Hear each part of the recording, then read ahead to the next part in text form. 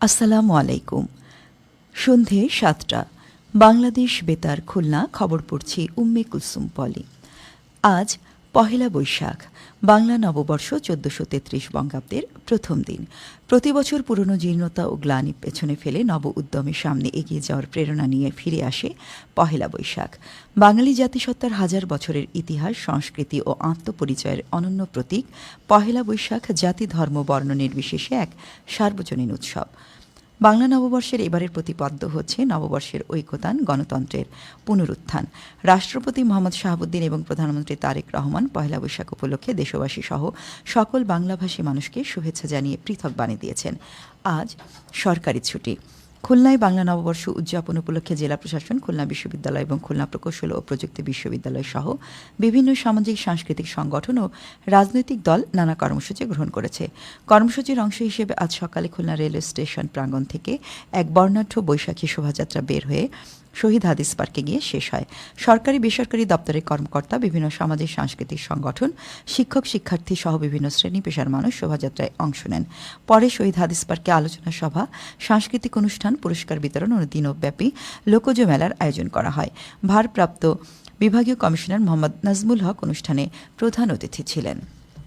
জেলা প্রশাসক হুরে জান্নাতের সভাপতিত্বে অতিরিক্ত বিভাগীয় কমিশনার উন্নয়ন আবু সাইদ মোহাম্মদ মঞ্জুর আলম সহ সরকারি বেসরকারি দপ্তরের কর্মকর্তা, বিভিন্ন সামাজিক সাংস্কৃতিক সংগঠনের প্রতিনিধি এবং শিক্ষক শিক্ষার্থী সহ বিভিন্ন শ্রেণী পেশার মানুষ এ সময় উপস্থিত ছিলেন। নববর্ষ উপলক্ষে খুলনা জেলা কারাগার, হাসপাতাল, সরকারি শিশু পরিবার ও এতিমখানাসমূহে ঐতিহ্যবাহী বাংলা খাবার পরিবেশন এবং শিশু পরিবারের শিশুদের নিয়ে ঐতিহ্যবাহী সাংস্কৃতিক অনুষ্ঠানের আয়োজন করা হয়। এছাড়া জেল কয়েদিদের তৈরি বিভিন্ন দ্রব্যাদি প্রদর্শন, কারাবন্দীদের পরিবেশনায় সাংস্কৃতিক অনুষ্ঠান এবং নাটক প্রদর্শনীর আয়োজন করা হয়। এদিকে বাংলা নববর্ষ উপলক্ষে খুলনা বিশ্ববিদ্যালয় ও খুলনা প্রকৌশল ও প্রযুক্তি বিশ্ববিদ্যালয় কুয়েট বিভিন্ন কর্মসূচি গ্রহণ করেছে। কর্মসূচির মধ্যে রয়েছে বৈশাখী মেলা, শতকণ্ঠে বর্ষবরণ সঙ্গীতানুষ্ঠান, বৈশাখী শোভাযাত্রা ও সাংস্কৃতিক অনুষ্ঠান। খুলনা মহানগর বিএনপি এই উপলক্ষে দলীয় কার্যালয়ের সামনে বর্ষবরণ অনুষ্ঠান, পান্তা উৎসব এবং সাংস্কৃতিক অনুষ্ঠানের আয়োজন করেছে। খুলনা বিভাগের অন্যান্য জেলায় অনুরূপ কর্মসূচির মধ্যে দিয়ে বাংলা নববর্ষের প্রথম দিন পহেলা বৈশাখ উদযাপিত হচ্ছে। প্রধানমন্ত্রী তারেক রহমান আজ টাঙ্গাইলের শহীদ মারুফ স্টেডিয়ামে কৃষক কার্ড বিতরণের প্রি পাইলটিং কর্মসূচির উদ্বোধন করেন। এ সময় তিনি ল্যাপটপে বোতাম চেপে ডিজিটাল উপায়ে দেশের ১০ জেলার ২২,০৬৫ জন কৃষকের প্রত্যেকের কাছে প্রণোদনার ২,৫০০ টাকা প্রেরণ করেন। এদিকে ঝিনাইদহ শৈলকুপার আবাইপুর ইউনিয়নের কৃপালপুর সরকারি প্রাথমিক বিদ্যালয়ে ভার্চুয়ালি কৃষক কার্ড উদ্বোধন করা হয়।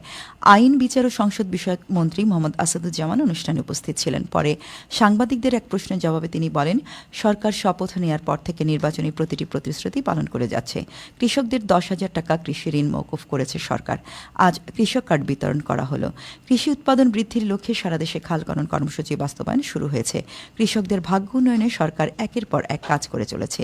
আইনমন্ত্রী মোহাম্মদ আসাদুজ্জামান বলেন, কৃষক কার্ড এবং ফ্যামিলি কার্ড এবং অন্যান্য যেগুলো কার্ড দেওয়ার কথা জনগণের টাকা আমরা জনগণের মাঝে দিচ্ছি। এখানে অনিয়ম হওয়ার ন্যূনতম কোনো সুযোগ নাই।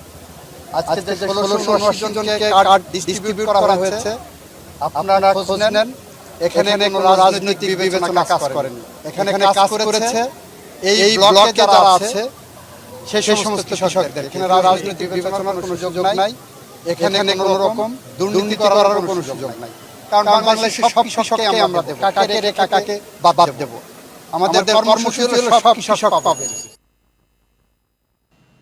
জেলা প্রশাসক নোমান হোসেন, পুলিশ সুপার মাহফুজ আফজাল, জেলা পরিষদের প্রশাসক এম এ মজিদ, জেলা বিএনপি সাধারণ সম্পাদক জাহিদুজ্জামান মনা ও জেলা কৃষি সম্প্রসারণ অধিদপ্তরের উপপরিচালক মোহাম্মদ কামরুজ্জামান এই সময় উপস্থিত ছিলেন।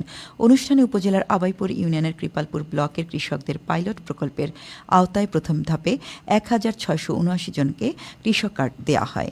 খেলার খবর। ক্রিকেট। খুলনা জেলা স্টেডিয়ামে প্রাইম ব্যাংক জাতীয় স্কুল ক্রিকেট টুর্নামেন্টের আজকের খেলায় সেন্ট জোসেফ হাই স্কুল ৮ উইকেটে ন্যাশনাল স্কুলকে পরাজিত করেছে। ন্যাশনাল হাই স্কুল প্রথমে ব্যাট করে ২৪ ওভারে সবকটি উইকেট হারিয়ে ৬১ রান সংগ্রহ করে। জবাবে Saint Joseph high school ১০ over ২ বলে ২ উইকেটে ৬২ রান করে জয়ের লক্ষ্যে পৌঁছে যায়। এদিকে শিরোমণি মাধ্যমিক বিদ্যালয় মাঠে খানজাহান আলী প্রিমিয়ার লিগ টি-20 ক্রিকেট টুর্নামেন্টের আজকের খেলায় হান্টার বয়েজ একাদশ ২ উইকেটে সাইফ একাদশকে পরাজিত করেছে। সাইফ একাদশ প্রথমে ব্যাট করে নির্ধারিত ২০ ওভারে 8 উইকেট হারিয়ে 150 রান সংগ্রহ করে। জবাবে হান্টার বয়েস একাদশ 18 ওভার 5 বলে 8 উইকেটে 151 রান করে জয়লক্ষ্যে পৌঁছে যায়। সবশেষে আবহাওয়া। আজ রাত 1টা পর্যন্ত পূর্বাভাসে বলা হয়েছে অভ্যন্তরীণ নদীবন্দরগুলোর জন্য কোনো সতর্কবাণী নেই এবং কোনো সংকেত দেখাতে হবে না। খবর শেষ হলো। আমাদের পরবর্তী খবর প্রচারিত হবে আগামীকাল সকাল 8টা 10 মিনিটে বাংলায়।